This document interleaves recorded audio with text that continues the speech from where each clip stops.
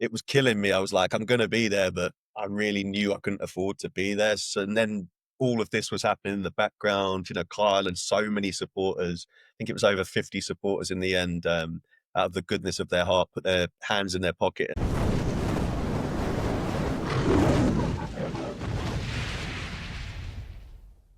Welcome back to Forever a Lion. We've got a special episode here. I am your host, John Rawlins, and today I'm joined by a fellow Englishman as we get into our fourth episode of the podcast, and somebody that has covered the team from afar, but is also just as much of a fan as the people who get to come every week. It is Orlando City, UK, Taylor Williams. Taylor, welcome to the pod. Pleasure to be here. Great to see a new podcast launched within the community I love, and yeah, it's been a while since I've done one of these. So the season is almost over in a flash. It's nearly August, which is crazy to say. Last time I was with you, John, was on Loud and Proud Orlando before the ball had been kicked. Lots has happened since then. So yeah, looking forward to getting my teeth into it. Yeah, I mean, we talked preseason, and then we're always having those conversations about the club and the players and the squad and where we're going and making predictions and being that analytical mind. But this podcast is a little bit different. We're going to kind of talk to you about your story and your history. So let's start from the beginning. Who are you, and what is your relationship to Orlando City? I'll start the pod with this in that Facebook, like I'm 35, 36 this year, I don't use it. What I use Facebook for is the memories feature, which I'm sure lots of you do. Every couple of months, some amazing memories come up on there. I started Orlando City UK back in 2015, so it's crazy to say I've been doing this now for a decade. Yeah, 10 I years. still remember, yeah, it's crazy. I still remember the day that I started Orlando City UK. Just, it was purely a Twitter account, now X, 10 years later. It's purely a Twitter account. Back in the day, let me take it back further than that, actually. I'm going to start at the very, very, very beginning. If you're an O-Town native, you remember Festival Bay Mall, the top of iDrive, years and years ago, Yeah. this. Because I'm about to tell, some people might not know this about me, I'm about to tell a secret. Festival Bay Mall, all those years ago when I was a kid, I must have been, 15, 16 years of age. Festival Bay Mall, I think Tom Traxler had a soccer store there years and years ago. Back then, my first MLS jersey was actually a Real Salt Lake jersey. I've always been a follower of the league, even before Orlando City came along. Freddie Adu was, he was making his debut at 14 for DC United. He got a move to RSL a couple years in, and I was just like fascinated by that story. I was like, that never happens over here in the UK, like a 14-year-old making a debut. Those were my early years of kind of getting familiar with MLS and the personnel and kind of who played in it. And I'm an Arsenal supporter back home, as everyone knows, but I've always been interested in MLS back to then. So like that's the 1.0 days. And That I was remember you back, on yeah, holiday? So then you just went to the shop and saw you see on the Orlando vacation. City jersey? Or how did that, did you ask, is there a team, or did Tom Traxler tell you? I know he was probably commentating at that point, right? So He was probably commentating back then, but back then, what I remember, I've always been a jersey collector. And for me, as you all know, and for me, it was like the rarer it is, the more I want it. And back then, I mean, they were really like unicorn poop trying to find any of the MLS jerseys. I'd been lucky enough to go to the States, year on year. My family used to have a villa down in Davenport. So it was an annual occasion that we went over to Orlando on holiday. And I was like, I just can't find MLS jerseys anywhere. You'd go into the malls and then sometimes you'd see like jerseys, my team, Arsenal, Chelsea, Liverpool. even It's even like, now you can't find MLS jerseys. Like yeah, they're right. not everywhere. They're not. It's always kind of been like that. But then there was United World Soccer in Festival Bay. They obviously later moved to the Florida Mall and what have you. And they had everything. They had Sounders, who were a new team back then, who had Freddie Ljungberg. I ended up buying that one as well. But RSL, I really wanted as well. And I was just like, wow. And then from that moment, really, like the wheels started turning. Like I was watching MLS games. Via dodgy streams. I won't mention the names. This was long before Apple TV, long before Sky. And then ultimately, fast forward in the story, obviously 20 was along. I always say to because there's loads of other diehards in the UK who've followed Orlando City from the USL days as well. My kind of how I entered with the club was 2015 for me. Obviously, since my passion and my love has spiraled, and then I've gone back and watched all of the USL journey and the amazing things we did under Adrian Heath. But it was really 2015 and Fielder Bowl, that first ever game against NYCFC. And the reason being is that we was lucky enough to have mainstream access in the UK. So Sky Sports showed the game. And I just remember having, been familiar with the city of Orlando. We'd been there for years and years, on holiday preceding that game. And I remember just seeing the Citrus Bowl and how full it was, how, the team entered MLS and captured the imagination in Kaka. And I just was completely bowled over and in love with MLS, which I'd already loved being in the city that I loved in America as well. And I knew just from that moment that this was going to be the team that I rooted for, like Arsenal, like my own. And here I am 10 years later. Such is life, and time moves on. Yeah, I absolutely loved the team. But it was from that day where I saw Sky Sports. I remember I think it was Adrian Healy who was commentating that day. Yeah. British guy's worked in MLS for a long time, and I just remember his words and everything that day encapsulated and means to us at Orlando City. And we didn't win the game, but the way we drew it felt like a win. Even if we lost that game, I think that day can never be taken away from us. What we managed to do to fill out the bowl and everything that came after that. And yeah, it's been a love affair that spanned a decade. I think it's interesting because a lot of other English people, right? We both know this, would maybe come over to America and say like, "Oh, I'm not interested in going to Of course. football in America," right? So I think that there's as many as there are people that think that way, there are also people to think the way you think and say, "Oh, that's really cool. I want to check that out. I want to explore, see what football looks like in other cultures." And then you've taken that even further to say, I'm going to, start a supporter club from other places. I think a lot of people don't realize how many Brits come here abroad and also how many of them then come to a game and get into it and kind of then treat Orlando City like that second team. Obviously, that's sort of where you come in and you're sort of like a hub for those. So kind of explain to us about how you then created Orlando City UK and why you wanted to do that and what the purpose was.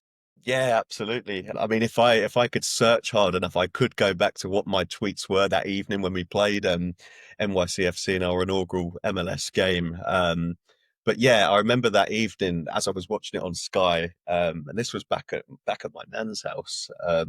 So this is going back a long, long time. It's when TVs actually had a back on them and they weren't flat screen on Sky Sports. But yeah, I remember tweeting throughout that game, and I remember being like, "Wow," still not believing that we had and that we've got our first MLS point and stuff like that. Really, in those early days, and obviously that was the inaugural game, and then we had we didn't make playoffs that first season, but it was an incredible ride. I remember beating Galaxy was like kind of the first like really huge win at the Citrus Bowl in daytime as well. It was boiling, but really kind of it became a ritual for me when I was much younger. I'm 35 now. When I was 25, staying up burning the midnight oil was a hell of a lot easier than it is now. But I'd just be running on adrenaline, and that was because of you guys, really, everyone over there in the States. With each passing game week, I'd be interacting with so many people who are also riding that crest of a wave about the team being new in town. The team's always been amazing with their supporters. That's one of the things I love about Orlando City and why we're so unique. It really is a community feel. I mean, I remember the coaches show that the Inchy Adrian Heath did with Jeff Radcliffe and Tom Traxler down on Harry Buffalo on Church Street. I remember listening to that like week on week, and tweeting. And the amazing thing for me, and it doesn't happen as much nowadays as it did in the early days, but the players would follow you back, like the coaches, the staff, and it just felt amazing. It was like this doesn't happen in the Premier League, and it's like I'm tweeting out, just from my bedroom, and your mum Kay, and other people from the club are interacting back with me, and I thought this is amazing. This feels so good, and yeah, it just became something that filled a lot of time for me, still does to this day. Yeah, I really do. Despite being an ocean apart, like you said, I really do feel part of the club week in, week out, and I'm a whole ocean away. So that's the beauty of kind of online Twitter and interacting with yourself like I am now. I know you're going to the game later. I'm incredibly jealous, but yeah, like obviously the way it is now with Apple TV, I watch every kick of the ball essentially throughout the year. Although I will say, like I said, my live blogs are a bit less frequent nowadays. I just can't hack it, honestly. The Yeah.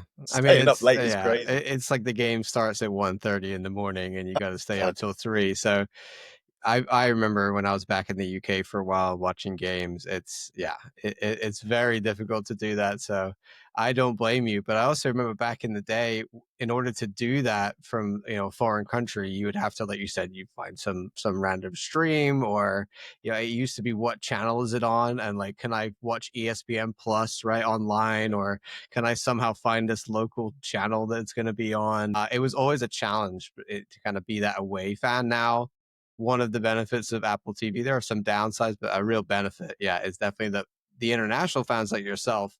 You can on demand the game, right? You can wake up the next day yeah. and then just start and watch it, that is a really nice. Which 10 years ago, if you missed the game, like there was no way to watch it back, right?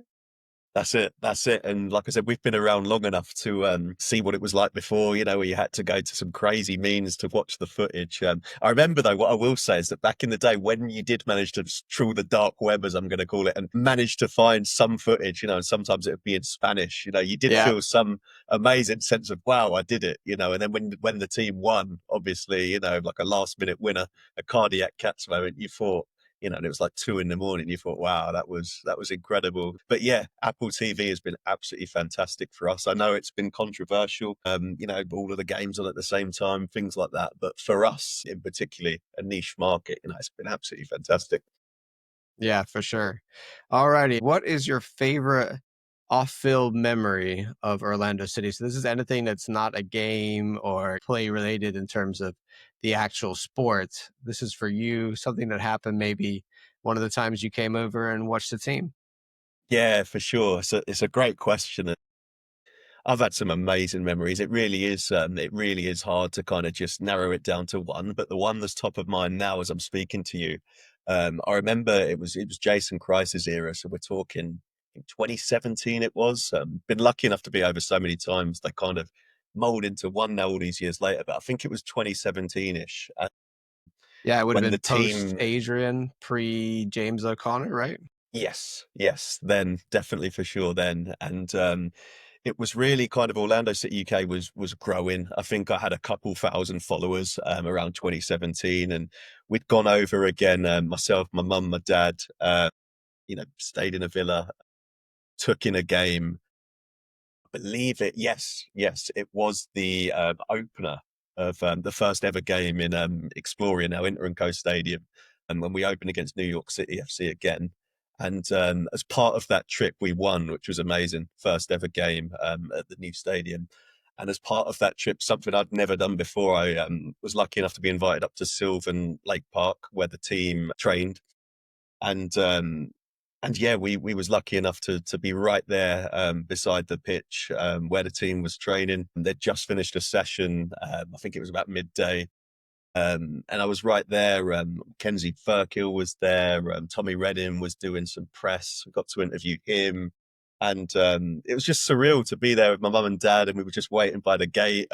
I'm sure none of the players knew who I was back then, but they all stopped by for an autograph, a selfie, shook their hands. This was players in the team at the time were Kyle Larin, Giles Barnes, Carlos Rivas, Rocketman Rivas, that team. And everyone was dead friendly, made some time for me. And yeah, it was pretty surreal. And Nocerino, Antonio Nocerino. So we're going back a few years now. But I just remember back then I was like, wow, this is incredible. And my passion was growing and growing all of the time. I mean, when really does, like a blogger, which I was, get to be there, with the press, with the players, and have that kind of access. It was absolutely fantastic. And yeah, I've done some incredible things since. I've been in the locker room. I've done the rally tunnel on the pitch. been on the wall. The last time I was over was 2022 when I got to see us lift our first silverware as an MLS club. That was a special, special night. But to answer your question, I think it has to be, yeah, just that was the first like wow moment for me when I was kind of there at Sylvan Lake Park and really felt part of the team. Took it on as my own duty. I was like, yeah, this is my team now, and I'm gonna cover them, for as long as I care to. Was there any player there that really like starstruck you? Where you just like, I don't know what to say. It's kind of For me back then, I know it's controversial. It was Kyle Larin was the star in those early yeah. years. He Obviously it was was he sour was the a way real he left the star of that club in the team. end, but Yeah, I mean, he was the man, wasn't he? Those he was first couple carrying that years. team for a few years. Obviously, Kaka, I've been lucky enough to meet a couple of times actually since, but certainly in those early years, Larin was huge as well. He's definitely like 6'2" as well. I was like, yeah, I think I was kind of lost for words back then, even though he was a young guy himself, still making the grade. But yeah, it was surreal to see the guys we root for, up close. I think that's something that I always remember. Like I always look back thinking about the players and looking at them like the USL players or the MLS players being like, oh, they're so, these amazing, incredible athletes. Like, you Yeah. kind of held them in a different category than yourselves. But a lot of the time I was the same age or older or like they're just in a different path of life.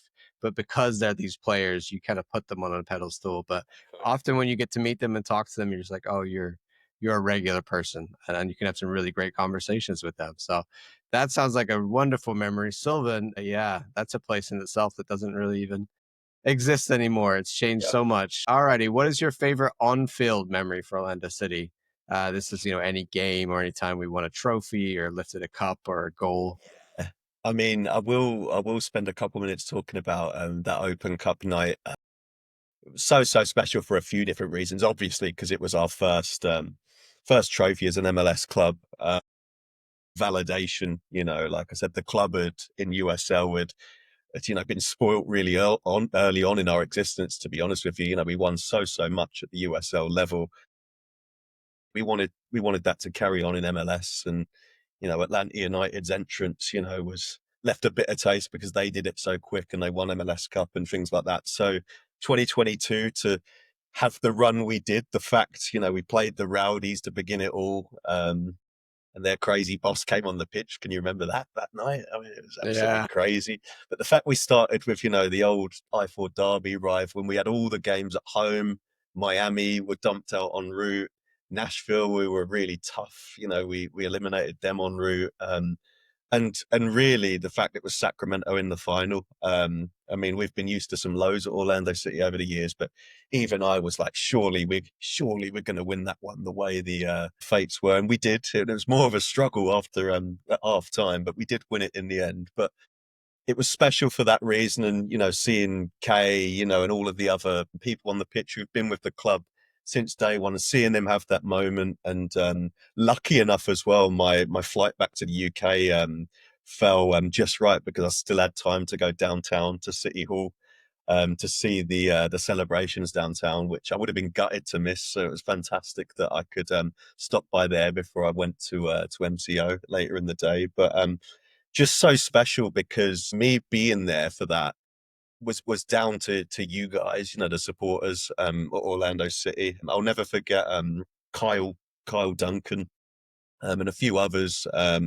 They clubbed together. They did a GoFundMe to help raise the funds for me to come over. I'd actually been over in Orlando. It was genuinely about a month and a half prior to that on my honeymoon. So I got married in the UK to my wife, and we honeymooned in Orlando and went down to Miami as well. And we went to the Houston Dynamo game of that season 2022, and I never ever would have expected. I mean, when we go over to the States, obviously it costs quite a lot, and it's once a year. I haven't been back since 2022, so it's not something I do nearly as much as I used to when, carefree times of youth. But I never would have dreamed of being back so soon. But obviously the club were, making their way to the final. And I thought, man, I've got to be there somehow. But life and, time off work and money and it was killing me. I was like, I'm going to be there, but I really knew I couldn't afford to be there. So, and then all of this was happening in the background, Kyle and so many supporters. I think it was over 50 supporters in the end, out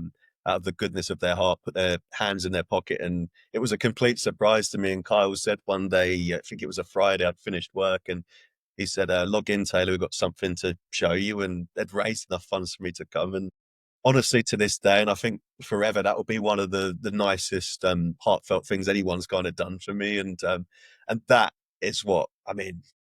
That's what makes it so special for me that we won the Open Cup that year, but the way I was able to be there, thanks to all of the supporters. I mean, again, I go back to what I said at the beginning of this pod. It's that community spirit. We're not the biggest club in the world, but my word, we have such a big heart, the supporters and everyone who's involved in our club. So yeah, that was so special to me. I didn't know that. That's an amazing story. Yeah, And I think you're right. It was definitely a lot of the people that had been there a long time waiting for that moment of us winning a big trophy. And that was, so much part of that. So many people came back for that game and old faces that wanted to be there to see that moment. And yeah, it was a really, really special game. Alrighty, this one's a toughie. Who is your favorite Orlando City player of all man. time? You can give me a USL and MLS if that makes life easier, or you can give Yeah, me some honorable mentions. I know picking one is very difficult. it is very difficult. There's so many players I love for different reasons. Let's go USL first. And the one I'm going to say is purely for the fact that he was one of the first names I got on the back of my shirt because he was English. And for the fact that he's a lovely guy and he's offered time for me in the past. I've had him on my podcasts and on Orlando City UK in the past is Luke Bowden.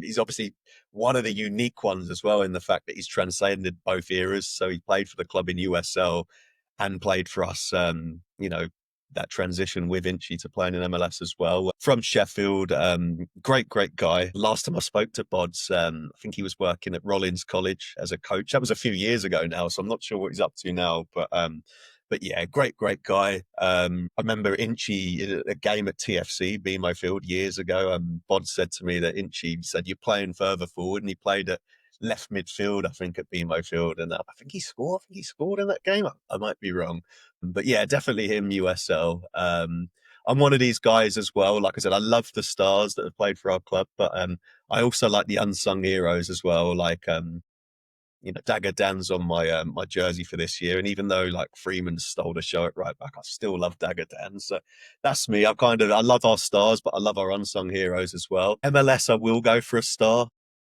So loving what Hayder's doing at the moment, by the way, as well. This season, he's having himself a season, but it's Nani for me. Nani for me. No, Kay's said this before. She's wrangled. She loves them all. Wrangled with Kaka and Nani, but Nani for me was just Kaka put us on the map, is how I always say it when I have this conversation with people. He put us on the map, absolutely transcends the sport. One of the most famous players to play the game of soccer. But Nani for me, superstar in his own right. But the sheer heart that guy had, I always will remember him with MLS's back. He took us to the final, and unfortunately, we couldn't get past Timbers.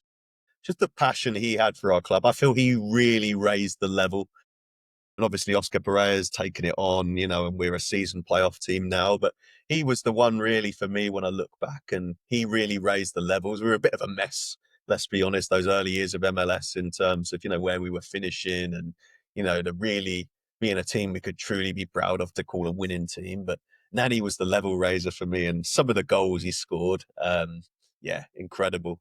Put the team on his back so many times. Also had the pleasure of meeting him in Montreal as well. Stand-up guy, model professional. So I'm going to say him. Yeah, I mean, Nani from the Man United school, right? And I think that was a lot of that is what he brought, the way that he conducted himself, the fitness levels he had, all of that. He brought that big club mentality, and I think it really showed and carried the team. Like Luis picked him. This is one of his favorites. I think he made a big impact and kind of lifted us off the floor of MLS in a lot Yeah, of ways, and 100%. made us a bit more relevant.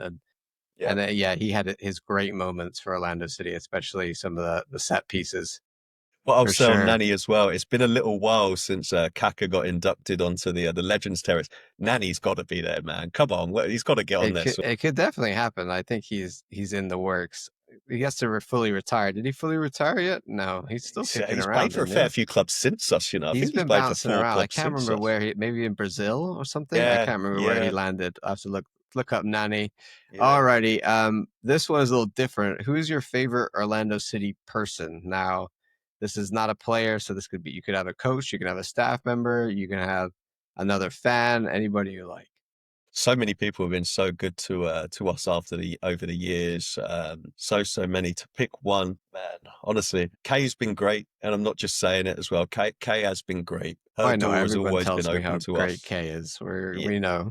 yeah. I mean, it's the British connection as well, right? I mean, that's the thing, like I said, it's at the end of the day, Orlando City's a professional soccer club, and there's a soccer club to be run day to day. But what I'll say is that certainly in the early years of us coming over, and every time we've been over, really, the club's always made time for myself and my family, to give us those kind of money can't buy experiences, to be in the locker room, as I say. The amount of conversation myself and my dad have had with Kay in her own office at the well, actually downtown where the old office used to be, was when we first kind of met Kay. Now obviously in Paramore at the stadium.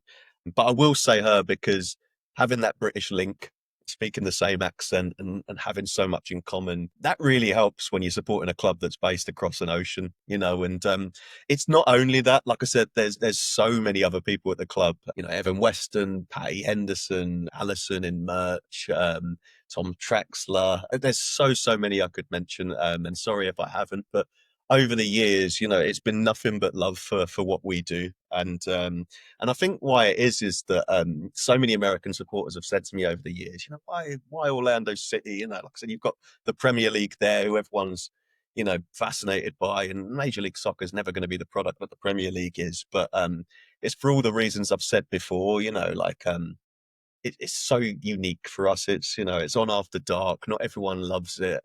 You get all different kinds of players playing there. You've got altitude. You play on the coast. You play. It's just such a unique product, Major League Soccer. I absolutely love it, and have done for a long time now. So yeah, all of those people I mentioned, but it's for the reason that you know in this country, where you'd be told, I've not got time for that. Who is he? Not bothered. Like Orlando's been open doors for me since the beginning. And that's what really makes me feel part of it. And, it is every time I come over, it is an annual tradition now to stop by, have those conversations. And yeah, it is like coming home. It sounds cheesy, but it really is. It really does feel like that to me. That's wonderful. I enjoy the fact that you have such a deep connection with a club. I think it's amazing the people that support so well from so far away and find ways to be involved in a community that isn't always there. It's definitely not easy to do that. Alrighty. What is your game day ritual? Now, this one obviously is a question for people who maybe come to games a little bit more often, but it really doesn't change that much. I think Yeah. everybody kind of has those, oh, it's game day. I need to wear my lucky pants or whatever it is. How does that look for you now? And it might have changed since from when you were staying up till 2 a.m.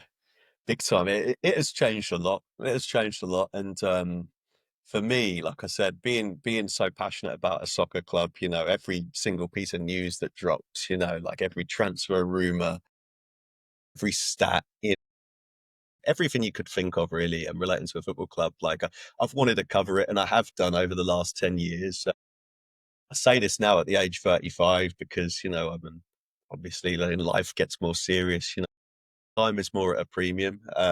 But if you truly love something and it's that escapism for you, you find the time, like yourself, John, having this podcast, this chat with me now, like you find time for the stuff you love, and I'm still finding the time. No, it's something I absolutely love. Do you sort of like have a routine with covering the game? I know, like, obviously you're putting out your written content that you need to do a write up at the end of the game, being part of the Yeah, press and everything. But in terms of yeah, social media and all that, do you sitting there with 4 laptops? Is that I'm trying to imagine what Taylor like? Where's the hub that you're doing this from? You got an office? yeah. Well, in an office, so I have a home office. And I'll actually move the screen slightly now. All right, we're getting revealed. Oh, look, you've got okay. There's That's a very there's nice. a picture there of some good memories over the years. But yeah, I have a home office. What I will say is that the last 10 years has been full of Photoshop. I've become a Photoshop pro in terms of, tweeting starting 11s, like making new signing graphics, things like that. But I would say it's slowed down a lot nowadays. What the thing we do nowadays religiously and have done, I'm really proud to say this since the beginning, since 2015 in MLS, is we never miss a preview. So I'm a copywriter. I've always been a copywriter in my personal life. So blending that with sport has been something I've done for a long time now. What I try to do for our community is offer my own kind of perspective and takes with stats previews, I call them. So I'm proud to say I have not missed a game since That's pretty 2015. amazing. Yeah, I, I that's I've not missed a game, and I've written a preview. I don't have the number to hand, but I don't think there's any staff member who like I mean like K's missed games like I don't think there's anybody who's got that longevity in the club, mate. There's nobody, there's no yeah, player, there's no one who's I think it's really cool the way that you put all that together. I really enjoy the tweets that you put together. Well, not tweets, but all the social media that you yeah, collaborate from all the fans and the reactions yeah. and that kind of stuff. So great to always think about whenever we're interacting online. I think it's 2 a.m. in the morning when Taylor's still up writing, writing something, or the next day putting out a piece of information. So Yeah, the previews is what I love, and like I said, what spurred me on to keep doing it? Probably a question is, why do you feel like you have to keep doing them all these years? I just love the club. I love covering it, but it's the fact that these are conversation starters all of the time. So I'll write a preview, and it's a conversation start. It's like, is Ojeda going to be our MVP this year? Or how many goals is Pasalic going to get his debut season? And it just keeps the conversation going. So that's why I love it. In terms of my ritual, when I'm lucky enough to be stateside. I have to say I was really pleased to see Broken Strings Brewery open up again. I know those guys, they shut for a while, and it was really sad. But in terms of my match day ritual when I'm stateside, obviously, they're years apart. Our trips, we try and cram in as much as possible, but they always have tended to start the back lot of Broken Strings, where I know the ruckus hang out, and the tailgates start there. So from there, I typically work my way along Church Street, and I'll go to the tailgate that's right beside the stadium now, beside the church. Yeah, really, just try and see as many faces as possible. I've got to know so many people for it, hundreds of people. So the crazy thing for me, I've always been quite an introverted person, but the way social media can kind of elevate you and put you out there. I've been on the news on Fox and Orlando. When we've come over, like, so many people have wanted to say hello and stuff. Has been really surreal. Like I said, that will never not be weird to me because I'm quite an introverted person, but I have to say I do love it. I do love it when I've come over, but that's been amazing as well. So all of these things combined, they just keep your love and your passion ticking over for the club. So. it's funny you said about getting good at Photoshop. I feel like there's a lot of that. You sort of, you go to cover the team and you realize, oh, I need to make graphics, or oh, I need to be able to record something, or you gotta start learning some skills. So yeah, I can appreciate you coming from Been a that learning curve angle. for sure. Yeah, it's always a challenge, and it's also a lot. I think we were talking about with Luis in this the last episode, to cover the team and to be consistent. I mean, like you said, every single game since 2015, a lot of that is just being consistent, which not everybody can do. And it's a huge 100%. amount of time, right? Personal time. Huge amount of Alrighty. time. This one's very deep. What does Orlando City mean to you personally? I know you probably answered this in many ways already, but if you were to kind of sum it up. Yeah, for me it's that word escapism.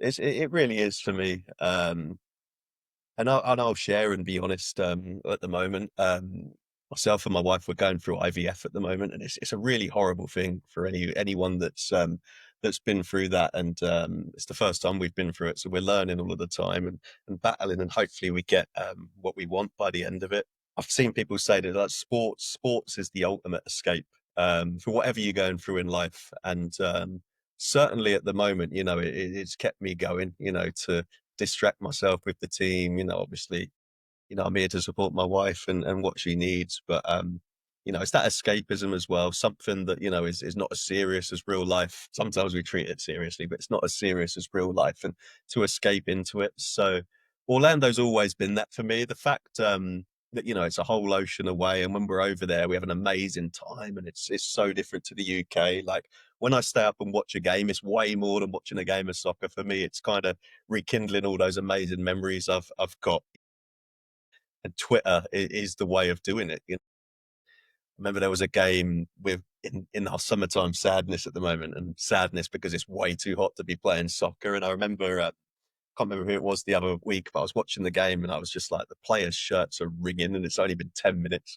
And I just tweeted someone, I goes, just how hot it is it there at the moment? And they hit me back, and it's kind of that thing. It's like you're watching something on TV, like it's live, but it's a whole ocean away, and it doesn't feel like it's really happening. And then you tweet, and someone tweets you back, and like it is real, obviously, and it's that kind of thing. So it's like a pure escape for me. And what the most wonderful thing of all is the last couple of years, and why I'm so grateful to Oscar is that we've become an outfit that is a good team. I think we're a really, really solid team. We all want to be doing better than we're doing. We're not right up at the moment. We're still chasing that elusive MLS Cup. He's turned us into a real, solid playoff team, and we've won a trophy. And anyone that speaks to me, I don't even have to say it. I'm a huge, huge Oscar fan. He's not perfect. None of us are perfect, but I'm really, really hoping he's the guy who can lead us to MLS Cup. If he's not, he's not. No one's bigger than the club. I'll love the club no matter what. But yeah, he's really turned us again. Spoke about Nani earlier, like a level raiser. Oscar's taken us to a new level as well. So I'm hoping with the season that remains, with Leagues Cup starting tonight as well, 2 more chances to win a trophy this year. Please, it's really hard to win stuff in MLS. There's not many trophies on offer each season, but hopefully we can get our hands on some silverware. It broke me that Red Bulls last year, I've got to say, Eastern Conference Final. Have you ever met him? Oscar? I have actually. I've never met Inchi. And it's always been on my bucket list to meet Inchi, like, and have a pint, the stories we could have together, honestly. But I was lucky enough to meet Oscar, and this was completely by chance. I've been lucky enough to have stuff set up over the years, but it was just, I think I was coming to Exploria Stadium to have a tour, and I pulled my car up outside the gates, and Oscar was just walking in the ground. And it's actually my wife, Christy. She goes to me, she goes, "Is Oscar there?" She whispered it like that when there's someone kind of famous around. And I goes, "No way."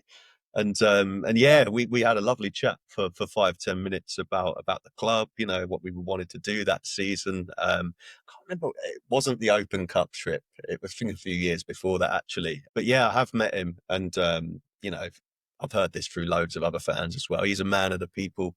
Have tremendous respect for him, and yeah, I was lucky enough to meet Pappy. All right, last question for you. This one, again, might be a little different for you because you usually come on holiday or vacation, as the Americans would say, but give us your favorite Orlando spot. So this could be, restaurant. This could be if like one of the parks maybe that you love to go to. It could just be the stadium. Maybe that's the only thing you come for Orlando Yeah, for.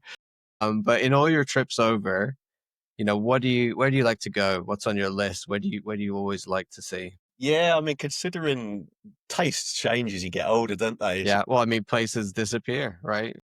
And places disappear. Yeah, Festival Bay I chatted about earlier, that is long, long gone now. yeah. I think the last time I was over, that was a skate park or something completely different. But obviously, I've been coming to Orlando since I was really, really young, and so much has changed. It's really, I always say it's really sad to see Church Street the way it is now. It's kind of a Yeah. ghost town compared to what it used to be. But kind of staples that I always do. Doesn't matter how young I've been, doesn't matter how old I am now, I still make time for it. I just love City Walk. I love City Walk. City Walk's great, man. Nothing wrong with City Walk. I It's I wonderful. love it. Like I said, my wife and I, we love it. It's just great. We love going, around dusk, and like things are starting to liven up, and we always have a meal down there. We love all the parks as well, obviously. Are you We're like a lucky enough Bubba to do Gump them. guy, or where do you go when you like? Is it the NBA? What's that one? Yeah, The NBA what is it? Is it ESPN experience. bar? I think it There's is. so many cool themed restaurants there. That's it. Yeah, Any of like those you just like to walk around and that's your vibe. just like to walk around, soaking up the atmosphere. Have you been since they did Disney Springs? I have, yeah, I love Okay, Disney Springs as well. but you're Yeah, still a on City a Walk par, I would guy. say. On a Yeah. paw. Okay. All right. You like the, sunset walk. We've been in the park. We're gonna It's have the a sunset, now I'm older restaurant. as well, Yeah. like to be round a park in the There's blazing less heat all screaming day. children at that hour, that That's it. kind of Yeah, thing. less children. Yeah. Could take it at a bit of a slower pace. Have Yeah. something nice to eat. And the thing I always say, which is really really niche, but I love it. When you come to Orlando and you go around the parks, so you're at City Walk or Disney Springs, there's always music playing out of the bushes, and I absolutely love it. It's that ambience, and you can This hear the atmosphere, crickets. man. Yeah, yeah. Yeah, Yeah, we I go don't there. know. It's just there's just nowhere like it for me. Like it's just I just love it. Everyone has those places, those destinations that never get old, never get boring, and for even if there wasn't the soccer team there, we were 10 years old last year. Even if that didn't exist, I'd still be traveling there. So the fact there's my ultimate passion of football, soccer there as well. I mean, I'm going to be traveling there. Hopefully we can have kids, and like I said, hopefully I'm lucky enough to take them one day. But yeah, love the place. Are you a Universal or a Disney? Like, is that Uh, changed or what's the park Big question. preference? My wife's absolutely universal because she Yeah. she is a thrill seeker. She loves going on all the coasters. I'm more of a Okay. scaredy cat, to be honest with you. There's been many a time I got right up to the where they bolt you in for the Hulk at Islands of Adventure, and I've let my wife go on, and I've kind of ran back to wait You for her did when it's you over. legged Like it back down the yeah, yeah. She wants to do the I Velocicoaster. We've would have never done the done it. same thing, man. I'm with you. I'm out. Yeah, like because Sorry, what I it is can't. for me, this is what I always say. What it is for me is that what I was just talking about, the music playing out the bushes. You might get an ice cream, a drink to cool down. You're at a really nice slow pace, and then that adrenaline rush. I used to do it when I was younger, but I'm like, I'm not ready to have that adrenaline rush. I'm nice and chilled. So I've found in recent years I've let her go on them, and I'm not really the thrill seeker, but yeah, I always say, I'm the same way. I'm not a big rides guy. And I work in theater and theatrical world, so I'm always appreciative like you of like the atmosphere they're creating and all the set pieces and the music and just the general vibe. So yeah, I'm quite happy to sit there with my ice cream and watch everybody else that's go on me. the rides. But that's It might me. be boring, Taylor, but someone's gonna hold the bags. Someone's gonna hold the bags. I get enough of adrenaline rush with the wins and the Yes, losses in MLS. right. Orlando City is enough That's adrenaline enough for me. for us. Alrighty, well, appreciate you talking to me today, Taylor. I want to give a shout out once again to everything you do with Orlando City UK. So I'll let people know where they can find that and where they can follow you on social media. Yeah, absolutely. So the previews that I've mentioned that we do for every game, you can find all of those. They're released every Thursday before a Saturday match day at our website, which is weareorlandocityuk.com. You can find so much more than the previews on there, though. We have like dedicated player profiles, we have like, podcast appearances, loads of a gallery of all our trips over the years. You can find it all on there. So I'd say head there if you want to find out more. We've also got, we added it last year, we've got a really, really cool section. If you're a British family traveling over to Orlando and you've never been to a game before, we've got an FAQ section on there now. Everything you can think of, where to park, where to eat, what are the best seats in the stadium, ticket prices, everything. You can find that out there as a first port of call. We're also only on one social media. We always have been since 2015, which is Twitter. I'm still calling it Twitter. It will forever be Twitter to me. We're at Orlando_City UK.